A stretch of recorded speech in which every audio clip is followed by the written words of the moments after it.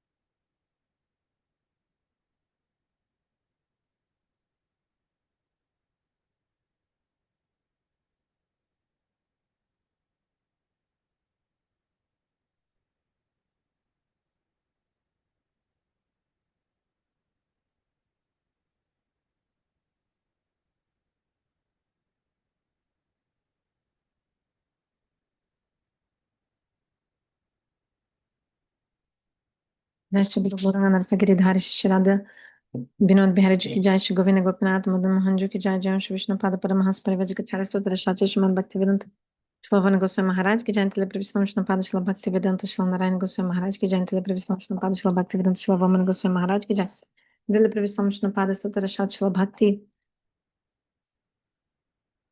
श्री भक्ति वेदांत स्वामी महाराज की जयंती प्रविष्णु विष्णु पाद श्री भक्ति प्रज्ञान केशव गोस्वामी महाराज की जय, जयंती प्रविष्णु विष्णु पाद स्तोत्र शास्त्र श्री भक्ति सिद्धांत सरस्वती गोस्वामी ठाकुर प्रपाद की जय, जय परमहंस परिव्रज के चार स्तोत्र शास्त्र श्री भक्ति श्री गुरु कृष्णदास बाबा जी महाराज की जय, श्री भक्ति सिद्धांत सरस्वती गोस्वामी ठाकुर प्रपाद की जय, जय श्री भक्ति विनोद ठाकुर की जय, विष्णु सार्वभौम जगन्नाथ दास बाबा जी महाराज की जय, श्री रूप गुरुवार्ग की जय, जय श्री रूप सनातन भारत रघुनाथ जी जीव गोपाल दास रघुनाथ शत गोस्वामी प्रभु की जय, स्वरूप दामोदर रामानंद आदि गौर परिषद वृंद की जन्माचार्य श्री हरिदास ठाकुर की जय, प्रेम से कोशि कृष्ण चैतन्य प्रभु नित्यानंद श्री अद्वैत गदाधर शिवासादि श्री गौर भक्त वृंद की जय, श्री नवद्वीप धाम की जय,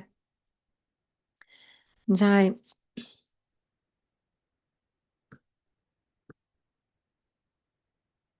जय श्री जगन्नाथ बलदेव सुभद्रा जी की जय, जय स्नान यात्रा महा महोत्सव की जय, जय मुकुंद दत्त जी की जय, श्रीधर पंडित की जय, जय अनंत कोटि वैष्णव वृंद की जय, संवेद गौर भक्त वृंद की जय, निताय गौर प्रेमानंदे हरि हरि बो।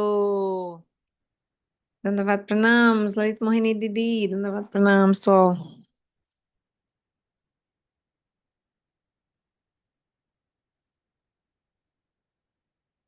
जय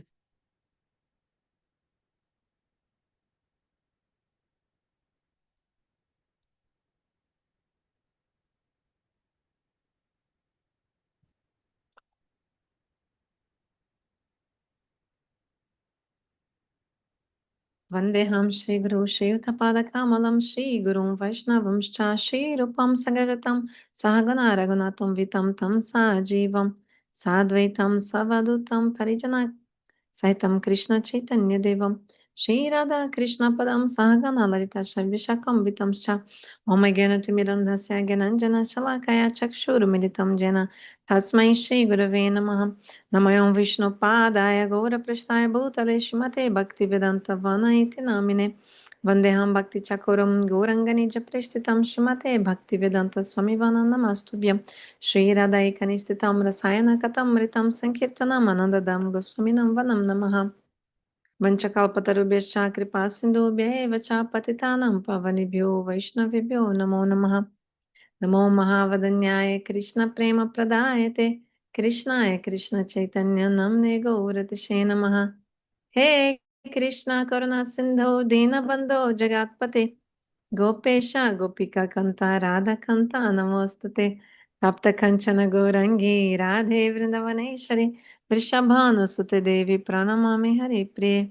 ओम वृंदाय तुलसीदेवाय प्रियाय केशवस्य च कृष्ण भक्ति प्रदेवी सत्यवताय नमो नमः। श्री कृष्ण चैतन्य प्रभो नित्यानंद श्री अद्वैत गदाधर शिवासदि श्री गौर भक्त वृंद हरे Krishna Krishna Krishna Hare Hare Hare Ram Ram Ram Hare Hare. First of all, my obeisance to my spiritual master, Om Vishnupada Stotarashat Srimad Bhaktivedanta Srila Vana Goswami Maharaj, to Param Gurudeva Nitile Pravistam Vishnupada Srila Bhaktivedanta Srila Vamana Goswami Maharaj, Param Gurudeva Nitile Pravistam Vishnupada Srila Bhaktivedanta Srila Narayana Goswami Maharaj, to all Srila Rupanu Guru Varga, Vaishnavas Vaishnavis, all assembled devotees, everyone who is here, my Dandavat Pranams, Lait Mohini Didi, Madhubala Didi, Dandavat Pranams, Haribo. Haribo. Haribo, Didi, Haribo. Haribo. Lovely How are to you? see you. Yeah, lovely to see you. Oh, you have the book, yeah? Physical? Oh, yes. Oh, I also need to get. I don't have it. I have only in Portuguese. That's so nice. Yeah, I prefer the books, reading from the books. It's nicer. Ah, yeah, that's true. And I'm naughty. I write all over them and write notes. Ah, yeah, that's good. So let me open here the book. Just a second.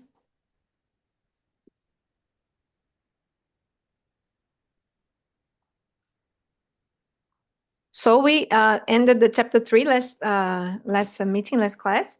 That was about Giriraj, Maharaj, Ki Jai. Gopi is taking shelter of Giriraj, Govardhan. So now we are going to the chapter 4. Chapter 4 is the clouds, rivers, and trees serve Krishna. If someone is inimical to Bhagavan, sorry, I forgot to say. Yeah, today's very super excellent auspicious day. We're celebrating Snana Yatra. I don't know if you heard of it. Like Mohini Didi, you already read everything about it? I can't hear you. Yes, so Snana Yatra. Your mic is off. I can't hear you.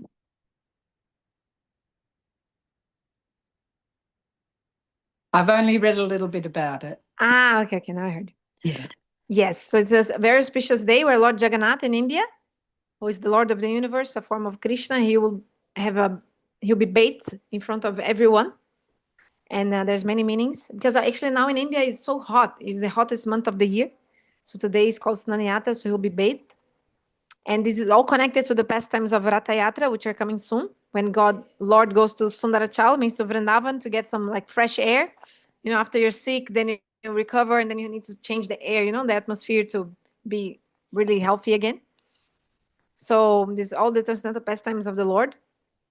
And actually, of course, Lord is feeling so much separation, right, from the gopis, from Shrimati Radhika in Dwarka as Jagannath. So much separation he's feeling. That's why also in the Ratha Yatra, the gopis are taking him back to Vrindavan in the chariot of their hearts. And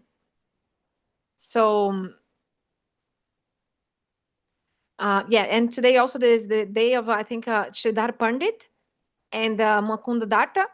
Mukunda Datta was a very great kirtaniya in the time of Mahaprabhu. He's a best singer. He was singing always so well.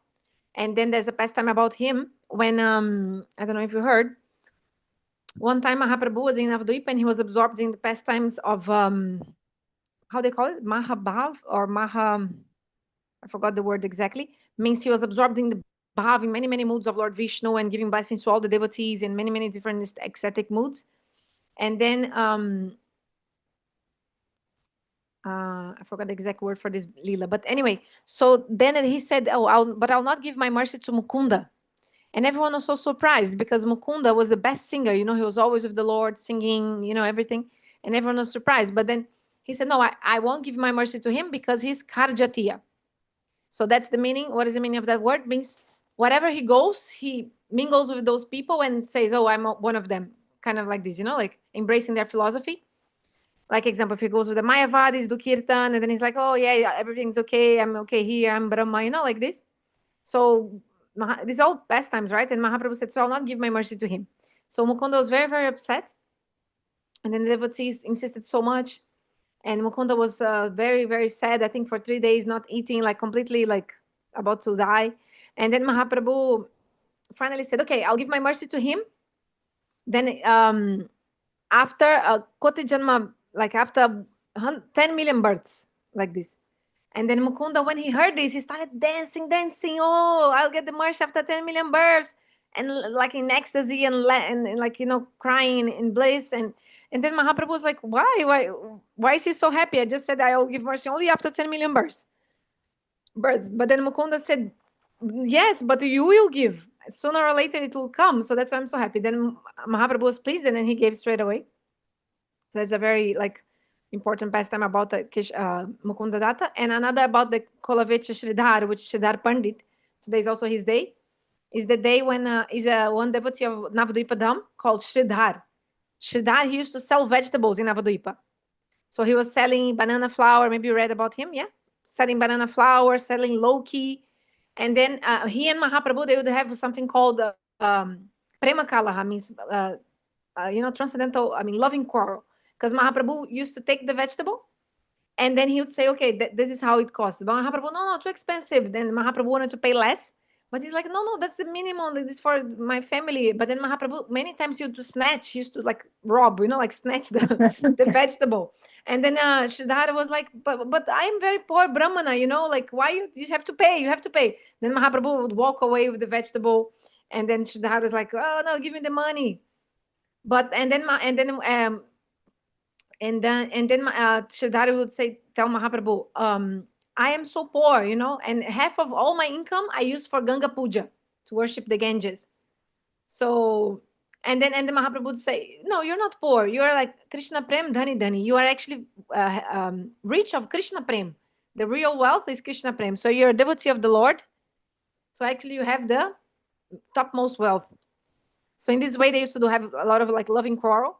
And so Kola Vecha, he's known as Kola Vecha Sridhar. Kola means banana flour. Vech means selling.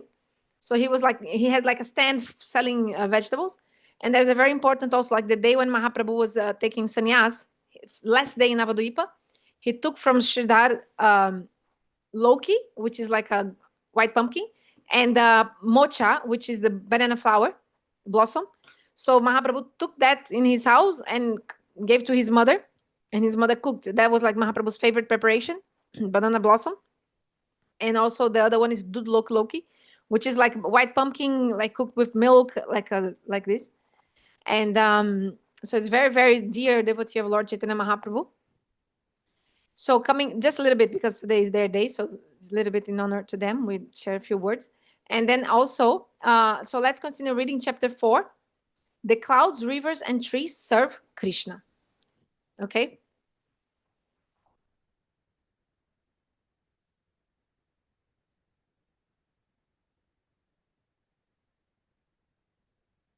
Is it the sound on YouTube not working? Is anyone? Let me see. I can hear it. I can hear it. Yeah? Okay, thank you. Okay, so coming back. The clouds, rivers, and trees serve Krishna. If someone is inimical to Bhagavan, then they will have to undergo much suffering and be very unhappy. They will have to take millions of births in the material world, and will never attain happiness in any birth. The Jiva is a part of Bhagavan.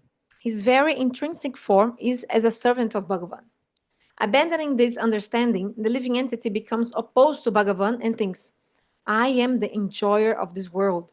I am the master of everything, and everything has been created for my enjoyment. This is the illusion of the opposed Jiva. When Krishna disappeared from the vision of the gopis, in divine madness, they went searching for him. In reality, he is never far away from them.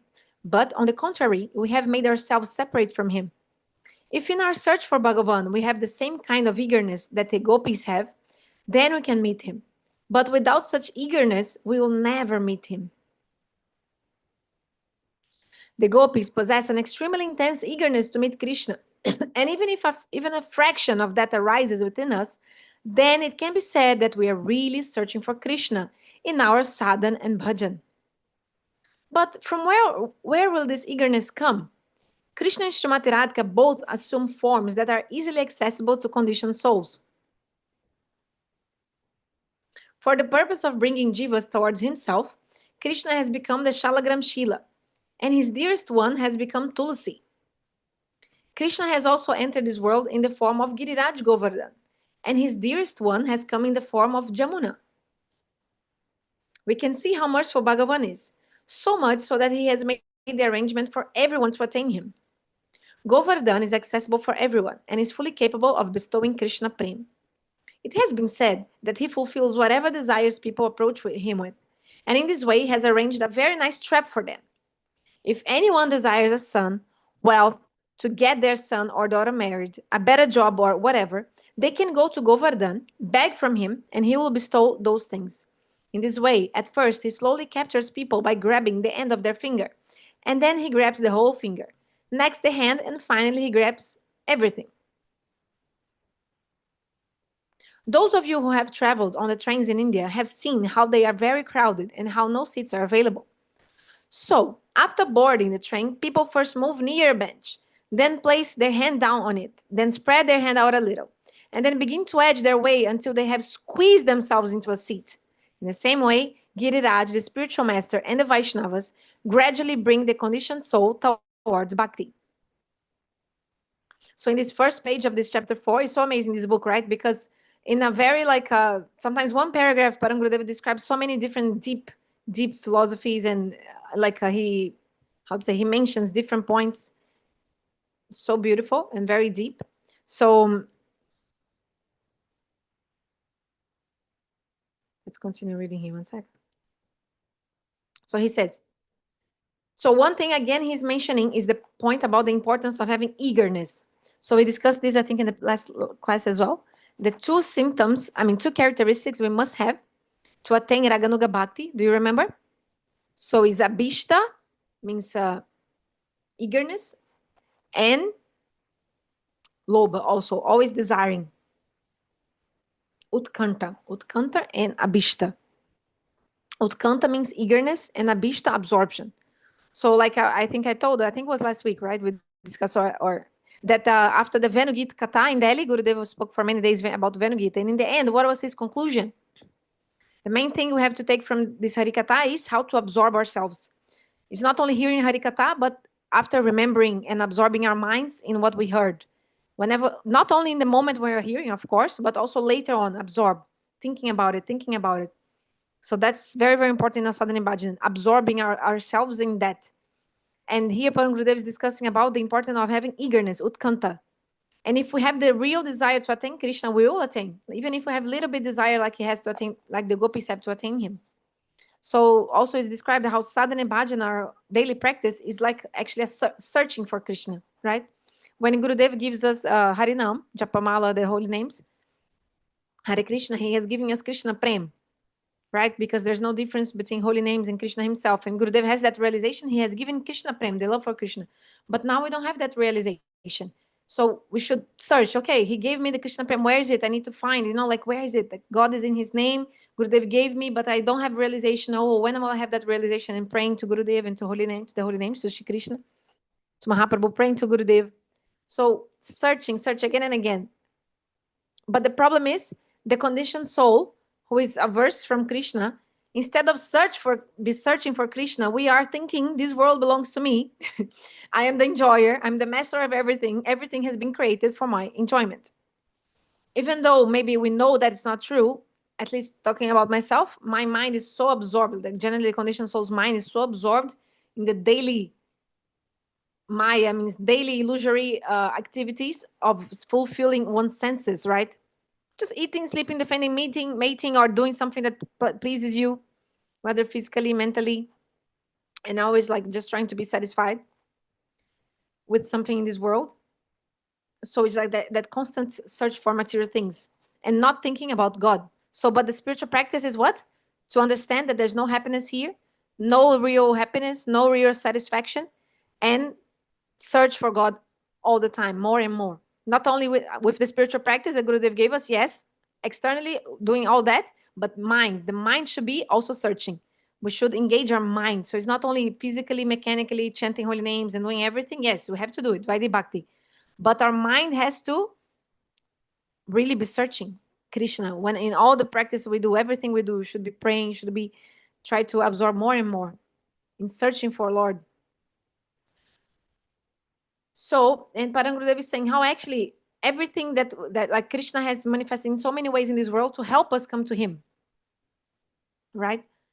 Like example, Srimati Radhika appears as Tulasi, giving us blessings. Like if you serve Tulasi, you get so much spiritual merit. Shalagram Shila Krishna appeared, and Shalagram Krishna appeared as Giriraj. Srimati Radhika appears Jamuna. and they give so many blessings. And at first, maybe they will attract people how fulfilling their material desires. So, in India is very famous, everyone knows. If you go to Giriraj Govardhan, he can fulfill all desires. So it's also like people in India, they like, not everyone wants pure bhakti, right? Pure devotion. So people go to him to ask for different things they want in their life. So Lalit Mohini will soon see when you go there in the Dham in Vrindavan, maybe with Madhubala Didi, guys go together. And then you'll go to Govardhan and you'll see Govardhan is the hill where Krishna used to perform his pastimes when he was here in the earth 5,000 years ago. But now you can still see the hill. It's not that tall anymore. It's like low, like a kind of, I don't know how to say, like a short hill, like not so tall hill. And it's like you go around walking. It takes like to go around about 7 hours.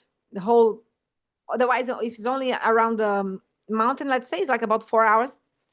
And it's made of many, like you can see the stone pieces of the hill in the, around the lap of the hill.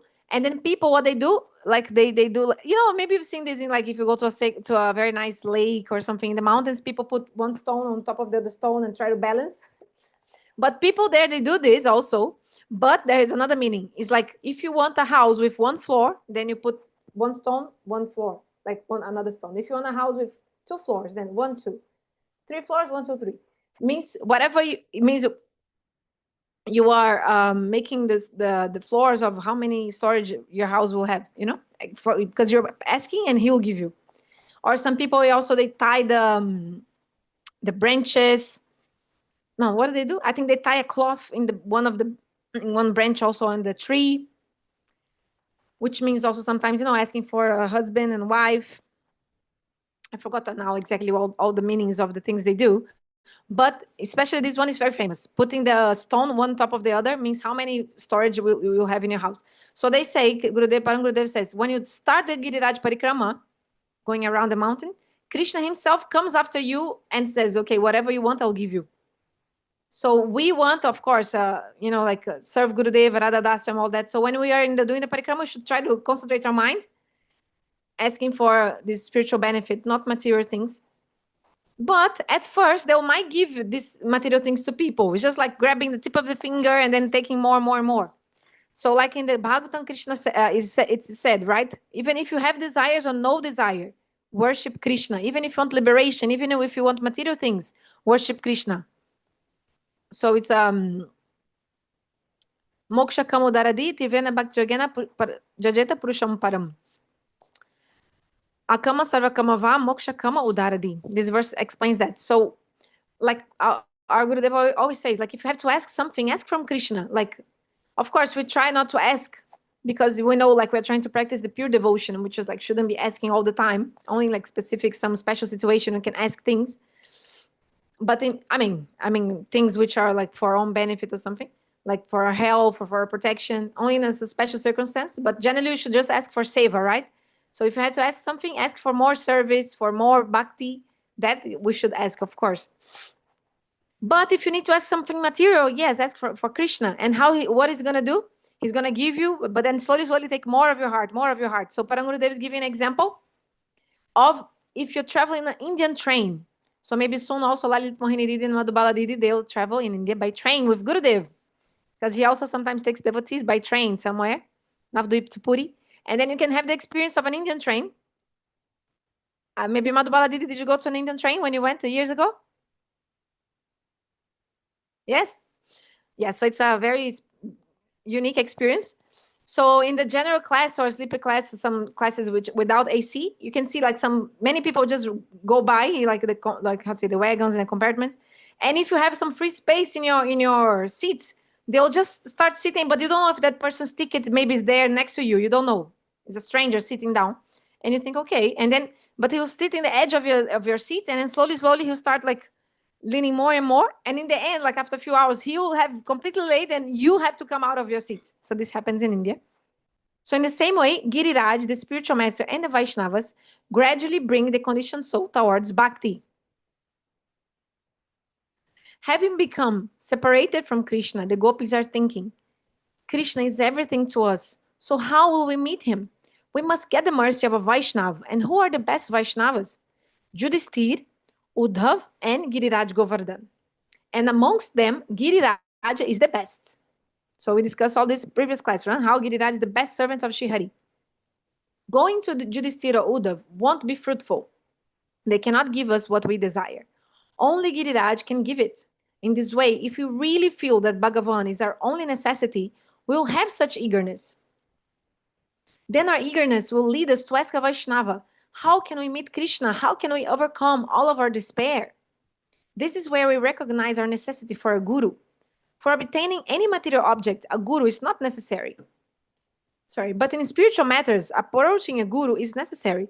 Giriraj will give mercy, Jamuna Devi will give mercy, Vrindavan Dham will give mercy, and we should pray to all of them. Here the gopis, through the eyes of Vipralamba Bhav, separation from Krishna, are seeing Prem, divine love, in all the residents of Vrindavana, but themselves. This is a symptom of Anuttam Adhikari Vaishnava, the topmost devotee of the Lord. There are 3 levels of a Vaishnava, of a devotee of the Lord. The first is Kanishta Adhikari, means neophyte devotee, and his symptoms are that even though he offers puja, worship to the deity, and accepts that water of holy places, and the water that has washed the deity is sacred, he does not detect the presence of Bhagavan within the hearts of other living entities. He considers the body to be the self, has no respect for the devotees of Bhagavan. He doesn't believe that the spiritual master knows all. He thinks that the guru may possess more knowledge than he does, but that he certainly doesn't know everything. Therefore, he feels that there's no real necessity of taking advice from the guru. Upon not obtaining the material things that he desires from his practice of bhajan, he may become disgusted and even abandon his bhajan. So Param Gurudeva here is describing the symptoms of a Kanishta which is a neophyte devotee. Archam eva hareyam, archam eva hareye, pujayam shradeyate, natad bhakteshu chaneshu sabhakta prakrita smrita. Bhaktan defines a Kanishta. He worships only Krishna, so he has one good qualification, which is only worshipping Krishna. He's not worshipping any demigods, demigoddesses. But his faith is very, very soft. And he doesn't know how to offer respect to the devotees, to the pure devotees. He doesn't know. But he has some faith in the deity of Krishna.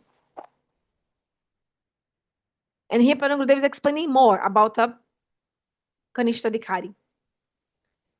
He thinks he knows everything. He thinks Gurudeva knows better than me, but he's not like knower of everything, you know. Actually, what Param Gurudeva is saying is like, because sometimes also we have so much falsity and hypocrisy within ourselves, talking about myself. So even though maybe externally you think, no, I believe in Gurudeva, I know of course Gurudeva is a manifestation of God, Sakshadhari Terena Samasta Shastri, no different from Krishna, he's pure devotee, right? We know in the Tattva Siddhanta, that's why actually we have to come out of this position of Kanishta by studying the scriptures and entering the Harikatha and the Tattva Siddhanta, we can come up to become a Madhyamadhikari, intermediate devotee. But even though we might know, maybe because of so many samskaras, lack of sukriti and bad samskaras, like sukriti, we practically don't do that. Like maybe you ask Gurudeva's advice, but you're not following. So it means you don't have enough faith. Because if you had a lot of faith, you'd follow, right? So, and the Kanishta, he can maybe give up. So if he's doing bhajana, but he's not getting what he wants, he may be disgusted and even abandon his bhajan. We can see this in many different situations. I think one of the situations we see the most, I mean, maybe the most, is that when the devotees don't get the honor they want. I mean, the Kanishta, they're not getting the honor they want. For example, generally we want to be treated with respect, with honor, minimum love and affection, minimal respect, right? Minimal, like just a minimal, we can say minimum respect, like a normal behavior from the society, social minimum respect. And if someone doesn't give us that, especially between the devotees, in the community of the devotees or something, by different reasons, maybe you had a fight with a devotee, maybe he doesn't like you, maybe you also did something wrong, whatever reason. If you not get that, then maybe you leave devotion. Some people, this happens sometimes. You think, oh, like, what is this, spiritual life? People don't even treat each other with love and affection. What is this? I'd better stay with other people. Maybe materialistic people treat me better. These devotees, they're worshiping God, but they don't treat me well. Like, example. Something like this can happen. But we have to be very careful when this kind of thought comes or situation appears in our life. Why? Because we have to remember the third verse of the Shikshastakam, which is, if you want to chant the holy names one day, we have to think we are more lower than the blade of grass, more tolerant than a tree. So more humble than a blade of grass, humble, more humble than a blade of grass, tolerant as a tree, not hankering for own name, fame, reputation, and giving all name, fame, and reputation to others. Then you can chant the holy names. So many people, when they hear this, they think, okay, name, fame, and reputation. Okay, maybe I shouldn't want to have 1 million followers on Instagram, or maybe I shouldn't want to be like famous as a Hollywood celeb. But actually, this verse is not only about that, like huge fame or like, being known worldwide, things like that. Actually, if we analyze, we can see that our mind, or the ego, desires fame, honor, reputation in small things. Like example, just I give example. Somebody doesn't treat you like you think you deserve, which is like minimum social respect, you feel offended, and you think, oh, he didn't treat me well, so why I will come here again? Why will I see this guru again if his disciple is treating me like that? Example. Why will I go to meet the devotees again if they're treating me like that? Just give an example. This might occur to some people, so I'm just like telling you, like, red flag. If your mind thinks that, be careful. You should think, whatever happens in my life is actually according to karma, to the result of my own activities, and whatever is happening is also Krishna's mercy for me to grow more, for me to be able to practice Trinada Pisunichana, be tolerant like a tree, humble, more humble than a blade of grass. Even we should always offer respect to everyone, but if that person is not offering respect back, that's okay. But because generally we think we deserve the respect back, then that's the problem. Then if someone doesn't give, then we become upset, and we like things like that, or other things. I mean, other lines of thought can go on. So we should always be careful. Why I'm speaking about this? Because of Kanishta Dikari. So Kanishta Dikari, because here, Param Gurudeva said, upon not obtaining the material things that he desires from his practice of bhajan, he may become disgusted and even abandon his bhajan. So many, this means material things. But when you say material things, not only like wealth, but like this, honor, respect. Some people, they just want to be honored, right? But remember, this doesn't look, maybe the word honored, you think, oh, I'm going on a stage receiving an Oscar. No. Honored just like this, being treated like well and nice. Of course, everybody wants that generally in this material world, generally, right? But the Vaishnavas actually, look, if you want to chant holy names, you shouldn't even desire that. So be treated well means what? Honor and respect, if you think about it. So there's a verse by Srila Vamana Goswami Maharaj saying, oh, I wanted to become a Vaishnava, I wanted, but when I heard that I have to become more humble than a blade of grass, I saw it's going to be really, really hard for me. So actually, if we think about, actually, this is sometimes Gurudev also says, like, the root cause of all the anarthas is the bodily conception. Because of the bodily conception, then we have the ego, and then we want all this respect and fame, and it goes down the lane from the bodily conception of life. And but our hope is try to study the scriptures, teach our intelligence to control our mind, even if the mind thinks something crazy like this. I mean, against the spiritual philosophy, then the intelligence comes with the power of the scriptures. Oh no, and preach to your own mind. That's why we have to study the scriptures, because the mind will always want to go to the sense gratification, to hell, like this generally, for the conditioned soul. But then the path to grow in the spiritual life is to make the intelligence strong by studying. So even if the mind comes with some crazy emotions, crazy thoughts, or things like which are not aligned with the spiritual truth, we chastise our mind, and we understand Trinada Pisunichana. I shouldn't want to be well treated, like how to say, I shouldn't want to be like treated with respect. I shouldn't even have that desire. So that's a material desire, right? And actually everything happens according to karma. That's also very important. Even if people treat you well or not, that's also according to karma. There's a verse always Gurudev says, Kiya abhiman nahi payega, hoga pyari ohiju Shri Ramji ko bhayega. Oh, my friend, you want to be honored, treated with respect. But that's also coming according to karma. So we know that according to karma, we'll get X amount of money in this life. How much money you're going to get is actually from previous life, how much we left in the bank. Means how much you gave in charity, or how much we used in different ways, that is coming back. So in the same way, also respect. How much respect you get in this life is also coming according to karma. Even knowledge also. So we should remember that. and continue steady in the practice of sadhana. And the symptoms of a Madhyamadikari Vaishnava, the intermediate devotee, have been told to be that he has love for Bhagavan, love. He has friendship with other devotees. He's merciful to those who are faithful, and he remains indifferent towards those who are opposed to Bhagavan. So the Madhyamadikari Ishwareta Dineshu Balisheshu Dishasudha Prema Maitri Peksha Jakurati Samadhyama has 4 qualities. This one: love for Bhagavan, friendship with other devotees, merciful to those who are faithful, and he remains indifferent towards those who are opposed to Bhagavan. He wants to give mercy to everyone, but it's not possible to love everyone. It is inappropriate. One cannot show love to a snake or to a tiger. They will only attack you.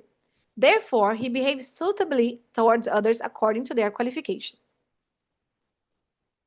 Okay?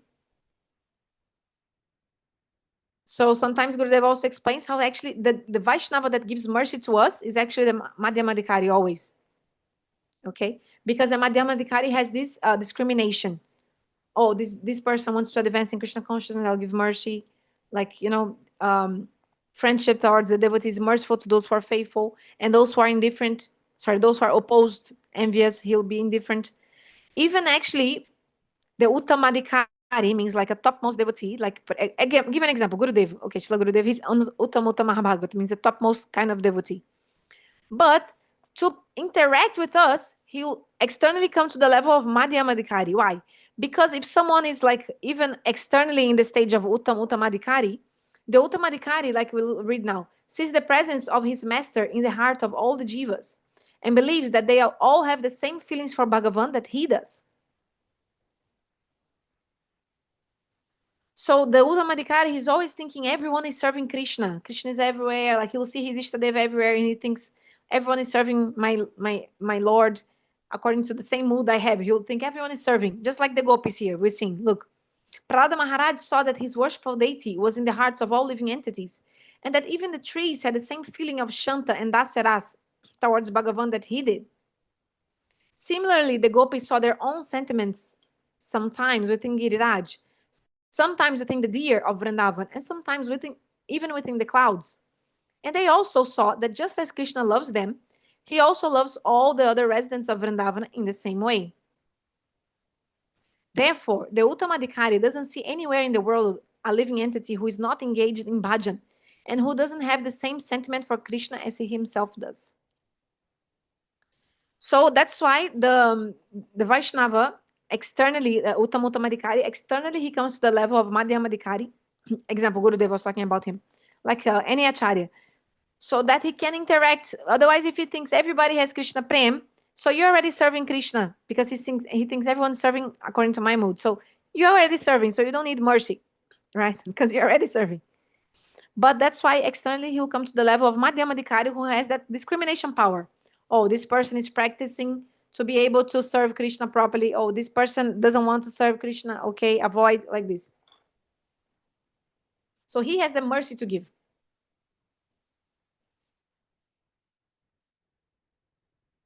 Mama Vartmanu Vartante Manusha Partha Sarvasha. Bhagavad Gita says, everyone follows my path in all respects, O son of Pritha.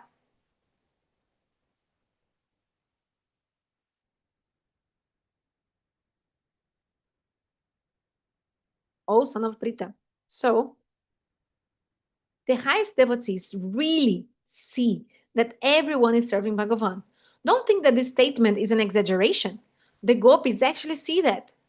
Just as we love Krishna, all of the trees, creepers are serving Krishna. They are planning to go to Govardhan on the pretext of going to bathe in the Manasi Ganga and having darshan of Haridev.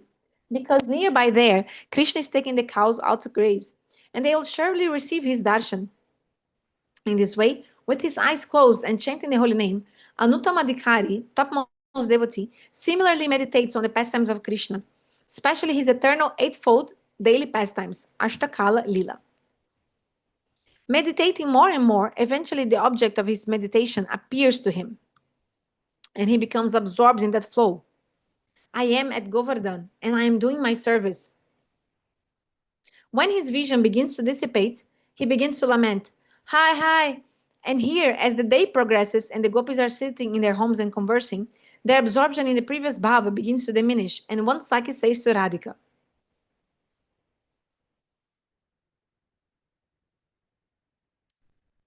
so now this verse from the Venu Gita we can read.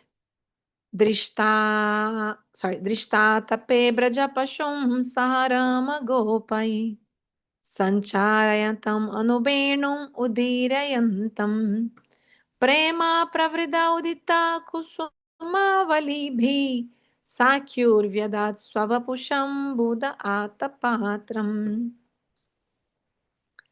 Srimad Bhagavatam 10.21.16.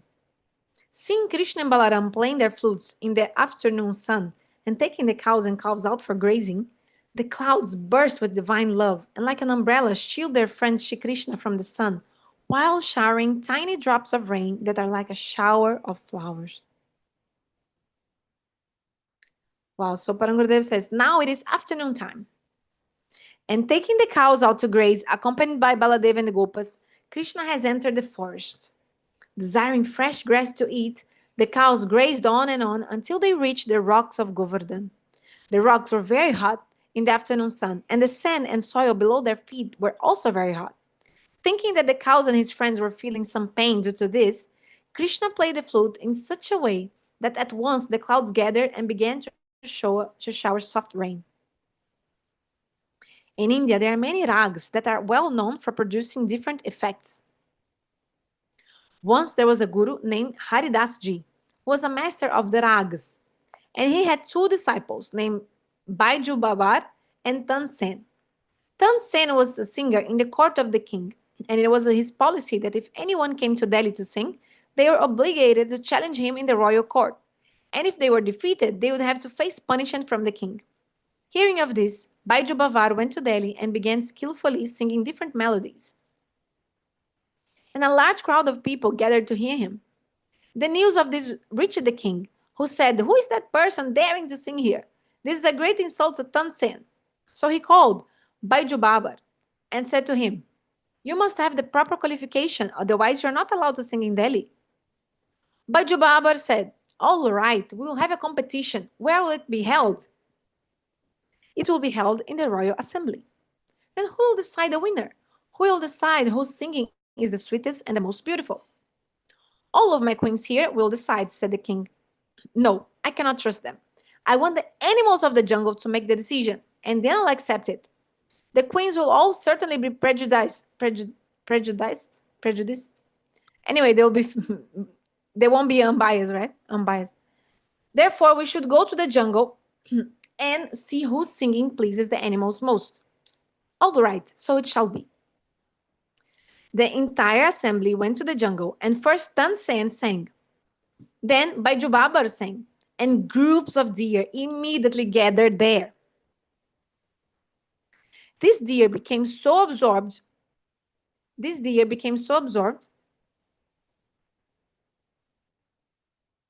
in his singing that he reached over and placed a flower garland around the neck of one of them. Then as soon as he stopped singing, all of the deer ran off very quickly. Baiju Babar said, "If Tan Sen is a better singer than me, then he should call all of these deer back with his singing. And then once they are again absorbed, he should reach over and retrieve the garland." So those who have seen deer from close, you'll see how they are like they will not stay near you. They very quickly they run away. They're very shy. They're just very hard to interact with deer. They are very especially if it's maybe if they're I'd say in cage or something, it's different. But if it's outside, they're not easily coming. Tan Sen stood and began singing, and he sang with such effort that he was perspiring heavily, but still the deer didn't come, and he couldn't retrieve the garland. Then Baiju Babar sang again, and this time even more deer came, and at once again became absorbed in his singing. With one hand, he reached over and took back the garland, and then when he stopped singing, all the deer ran off again. In previous times, there were singers and musicians like this who could also produce effects like bringing rain, or even starting a fire, without the use of any matches or other such things. Whoa. Therefore, we can scarcely conceive of the effects Krishna's flute playing is capable of producing. Wow. After entering the forest. Okay, so did you understand the story of Tansen and this Baju Babar? I think the story is also, I think, connected to the to the Banki Bihari, right? Isn't it? I think this Haridas, so they're disciples of Haridas, right? Param Gurudeva said this Haridas. Haridas Ji. I don't know, I heard this story before. I think I heard this story in the the place in Vrindavan, Nidivan. Oh, maybe because the Haridas Samadhi is there, maybe. There's some connection between the Nidivan, this Haridas, and Banki Bihari, right? Maybe Indira Didi, if she's hearing, she can tell us, because she lives in Vrindavan, so she knows all this. But yeah, I think I heard this story in there, in Nidivan. They tell this about, I think this Swami Haridas, this Haridas Samadhi place is also there in Vrindavan. Yeah, so you can see the power of the singing of this Baju Babar. Very, very strong. Singing, and even the deer came close and he could put the garland and take the garland back. So Param Gurudeva is saying that before people used to sing like that, some people had that power singing so well that all animals came, even clouds coming, raining, even starting fire from nothing, just because of the power of the voice. Imagine that. And also before here, Param Gurudeva was saying about how actually Krishna thought that his friends and cows, they would burn their feet in the hot stones. Then Krishna played the flute and the rain and the cloud came.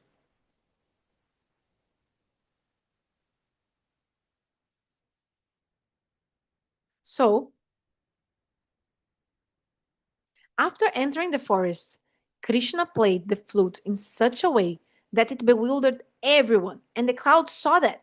Our friend has come. We should show some respect to our friend. Why was there friendship between them? Between clouds and Krishna? Because they were of the same darkish blue, shyam color. The afternoon sun had made the rocks and soil underfoot very hot. And then when Krishna played this particular rag on the flute, wherever the sakas and cows were standing, they became stunned and just listened. And the clouds began to gather in groups.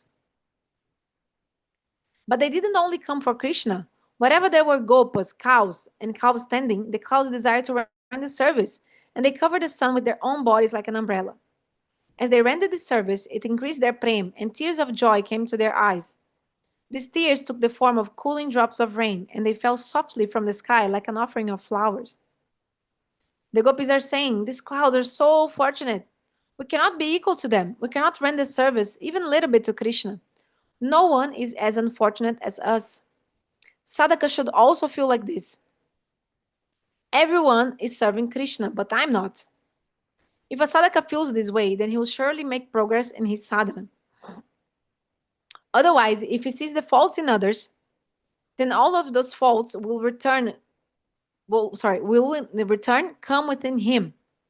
Therefore, we should never see the faults in other devotees, but should always make an effort to recognize only their good qualities. Wow, we should make a necklace with this saying here, right? That's very, very important. Gurudeva always says, now we should think Vaishnava, like we should always think, I'm not Vaishnava, everyone else is Vaishnava but me. So everyone is serving Krishna, I'm not serving. Thinking like that, we can develop. Otherwise, we'll see faults in others. If we think we are serving or we know better or we are doing, but the other person is not, then you'll see faults. And actually what happens, these faults will also come to you. So that's why it's very important. I don't know if you've read, Lalit Mohini Didi, there's a beautiful book from Param Gurudeva called Harmony, the Harmony book. Did you come across this book? So it's a very beautiful book made of lectures of Param Gurudeva, only about this harmony. Like how can we have harmony, right? If we never criticize anyone, always tolerant, always chanting holy names, always humble, which it seems like, these qualities, they are like very, very important for the spiritual life. It's not like a material thing. Like actually, they are very, very based in the spiritual reality. If you want to progress, you should therefore never see the faults in other devotees, but should always make an effort to recognize only their good qualities.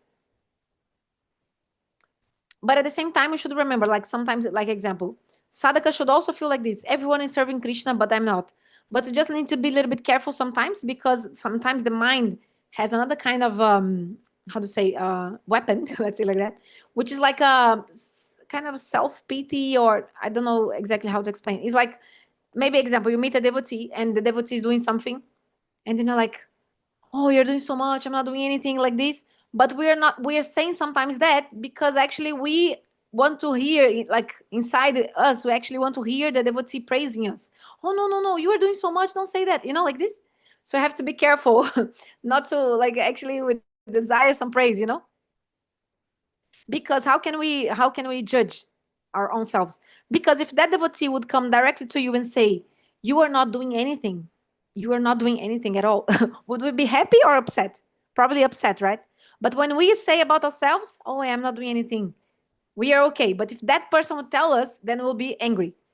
Though this kind of duality shows us that there's some hypocrisy within our some fake humility behind our, oh, I'm not doing anything, you're doing so much, I'm not doing anything. You're saying this, maybe possible, it's a possibility, a chance that you actually want to hear you want to hear that person praise you, or you want that person to feel pity, or maybe another point, maybe you're just trying to compare yourself and somehow make that person feel bad. This material world is very full of, there's a lot of envy between people here, and sometimes the mind has this thing, right? And it's like uncontrollable sometimes, but we have to control. And we should think everyone's serving Krishna, but I'm not. But not become like how to say, this shouldn't bring you down at the point of like, oh, so I'm like, I'll stop doing anything. No, like a person who is really serious about his spiritual life, will always have three qualities, like utsaha, nishtha, dhairya. Always enthusiastic, always have firm faith, and a lot of patience. So you're thinking, oh, everyone's serving Krishna, but I'm not. But still, you'll endeavor so much. Because actually, those who are actually doing, sometimes Gurudev said, those who are actually doing, they think they're not doing. So if you're really, really doing sadhana and bhajan, you think, oh, I'm not doing anything. But then you see everyone's quality. Oh, look how that person is doing, how that person is doing. He must be pleasing Krishna so much, pleasing Gurudev, and you are humble with everyone, and you think, oh, I'm not actually doing. But because if you think, oh, I'm doing, then you don't need mercy. You is actually criticizing others, and so many bad things will come from that kind of thought. So you should think, but you can think, well, anything is good. If anything, I'm engaged somehow in Krishna consciousness, is the mercy of Gurudev. You can give all the credit to Gurudev. If someone praises you, oh, you're doing that so nice, like this, Gurudev's mercy. So anything that comes, then just offer to Gurudev. Any praise, just offer to Gurudev. Because actually it's due to his mercy that we can do any kind of like something that resembles a spiritual practice, right? Come in contact with the transcendental reality of Krishna consciousness by the mercy of Guru. That only happens through his mercy. So everyone is serving Krishna, but I'm not. We should always feel like this. But these kind of thoughts should makes us continue endeavoring, right? Not thinking, not depressed. Don't be depressed, but always enthusiastic. And also careful not to think, oh, maybe you're saying this because you want that person to praise you, so be careful with that too. Maybe you don't need to say this. You can think in your mind, now everyone's serving, but I'm not serving. And in this way, you'll see everyone with so much respect and so much honor. Because if you see people like being less than you, then you'll criticize, and actually those faults will come to you. And actually also committing offense. You're only thinking about others. So that's why Gurudev always says sometimes, why we chant Japamala, like we put the hand like this, right? Chanting. One finger that way, which is useless, right? The ego finger. But the four fingers, three, they're pointing this way. Sorry, this one too, thumb too. So the other fingers, all they're pointing to us. So that's a reminder also when you chant the Japamala. Which means don't look at other people's fault, but instead, more and more look at your own faults. So the whole I mean the secret, let's say like that, to progress in the spiritual life, a lot has to do with this, looking your own faults, not other people's faults. Then we can start to progress, because the whole, like we're saying, like Param Gurudeva is saying, if we're like having eagerness for Krishna like the Gopis, then we'll attain him. But instead, what happens so much? People sometimes are engaged in Vaidhi Bhakti, practice the rules and regulation of Krishna consciousness externally, but internally they're still completely with their mind focused outside, like this, criticizing others, concentrating in the flaws of the people, of the things. But if instead you bring your eyes inside, my faults, how am I, like, then you start thinking more about yourself in connection with Krishna. Why I have not attained Krishna? Where's Krishna? I'm so far. Oh, I need to develop. Gurudev, please help me. Then you start praying more and more all the time, instead of thinking about the external world so much. Therefore, we should never see the faults in other devotees, but should always make an effort to recognize only their good qualities. So if you have to take one thing from this life, it seems basic, but it's very, very hard. We should take this thing. Which thing? Never criticize anyone. Only see your own fault. That seems so like, oh, it just seems like a general thing some people say, like, but actually, I mean, it seems like it's not necessarily they're related to Krishna consciousness, but that's actually very deep and very hard for a conditioned soul to follow. Because generally our general tendency is to see the faults in others.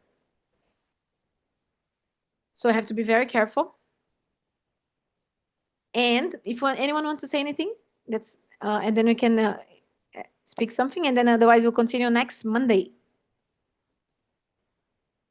Vanchakalpatarubhyascha kripasindhubhyevacha patitanam pavanebhyo vaishnavebhyo namo namaha.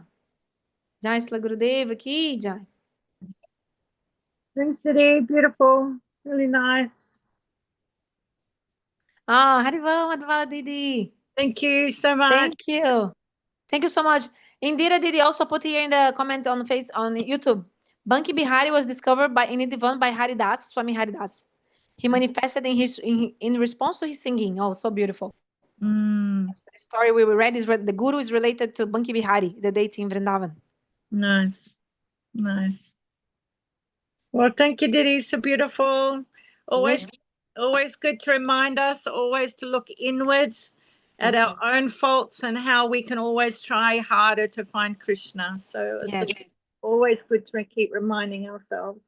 Yes. May Srila Gurudeva bless us and we can develop our Krishna consciousness like this. Exactly. Jai. Jai Srila Gurudeva. Hare Krishna.